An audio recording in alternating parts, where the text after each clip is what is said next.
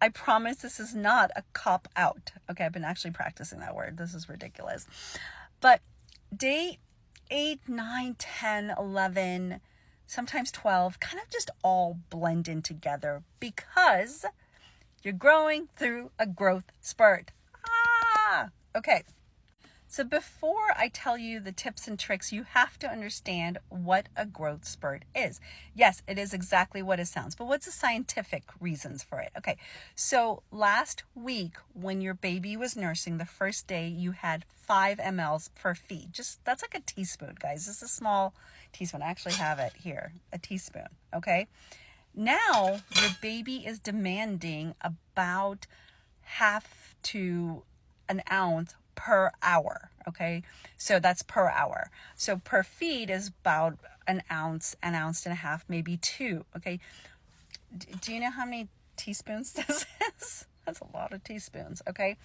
So that is about 30 to 60, at the higher end, 75 mLs of food. Now you have to go from that 5 mLs to, let's just say for math's sake, 60 mLs of food for your baby per feed. How do you do that? Well, we call it a positive loop back system with feeds.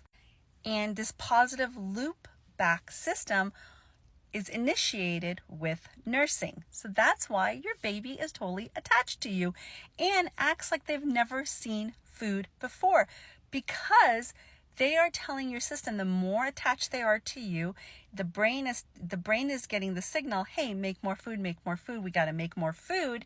And so that's why you go from this 5 mLs to almost 60 mLs. And it is tiring, okay? Like literally these babies act like they've never seen food before.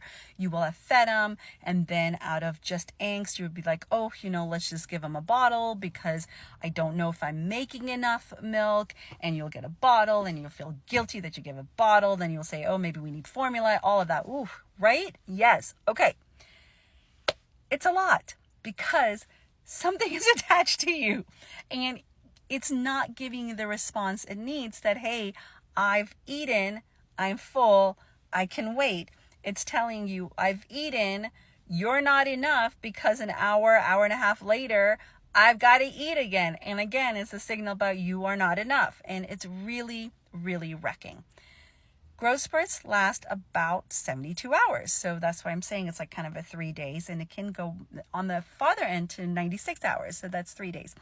We call it the next Netflix and chill time. So what's going to happen is growth spurts have 2 phases, okay? The first is they're going to feed. That can last, again, up to 72 hours attached to your boob. Hopefully not, because usually I see an average about 5 to 24 hours. And then also I'll see it in spurts where it's like 5 hours here, they sleep more, then they'll do 5 hours there and they'll sleep more, 5 hours meaning that they're attached to your breast and then they'll sleep more. But if you know this is coming up, why we call it Netflix and chill, you just gonna lean into it and say, okay, you know what? I am not going to be as productive as I want to be. All I have to do right now is literally understand that my baby is telling my body to make more milk for them to grow. Tomorrow, I will talk about the other aspects of growth spurt that is very jarring to families, is when they sleep. So growth spurts, you got to eat, you got to sleep. They're acting like little bears of hibernation in order for them to grow. So those are growth spurts. Ask me all the questions that you want. I love you guys' questions, and you are a fantastic mother. Thanks, guys.